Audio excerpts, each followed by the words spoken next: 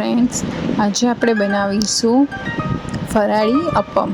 તો આપણે કોઈ સાબુદાણા પલાળવાની ઝંઝટ કર્યા વગર આપણે ઇન્સ્ટન્ટ ફરાળ બનાવીશું। એના માટે આપણે 2 બાઉલ સાબુદાણા લઈશું, તેને આપણે મિક્સર ગ્રાઇન્ડ કરીશું।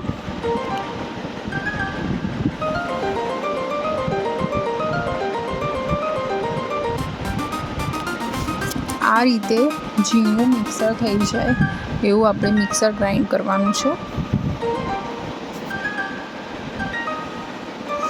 તેમાં મેં એક કાચું બટાકું છાલ કાઢીને એને ગ્રાઇન્ડ કરી લીધું હતું, એની પેસ્ટ લેવાની છે।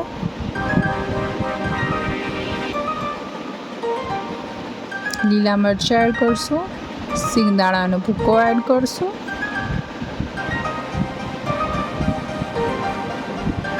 મીઠું એડ કરશું, લાલ મરચું એડ કરશું,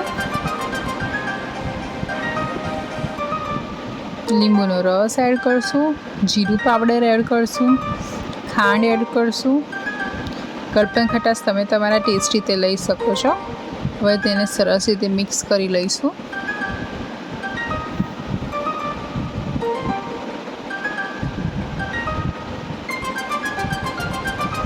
હવે જેમ જેમ જરૂર જણાય તેમ તેમ પાણી એડ કરતા જઈશું અને ખીરું બનાવી લઈશું।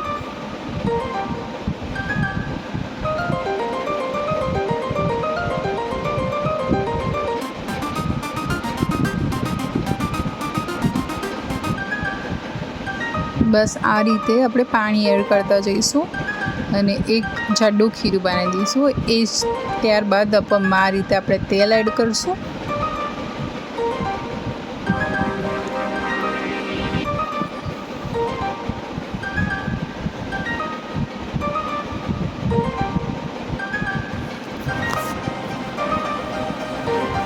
તેલ ગરમ થવા આવ્યું છે એટલે આપણે તલ એડ કરીશું। તલ થોડા તતડી જાય એટલે આપણે જે ખીરું બનાવ્યું હતું તેને પોર કરીશું। આપણે એક મોટી ચમચી જેટલું એક ખાનામાં ખીરું લઈશું।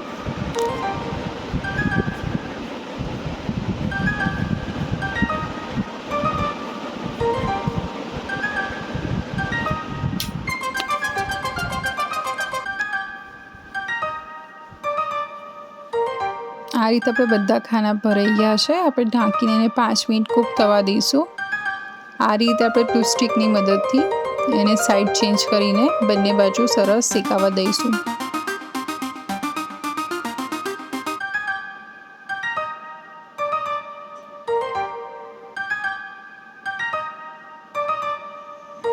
તો આપણા ફરાળી અપમ તૈયાર થઈ ગયા છે। તમને મારી રેસીપી ગમી હોય તો મારી ચેનલને લાઇક અને સબસ્ક્રાઈબ કરવાનું ભૂલતા નહીં। તમારા ફેમિલી અને ફ્રેન્ડ્સે ચેનલ શેર કરવાનું તો જરાય ના ભૂલતા। Thank you.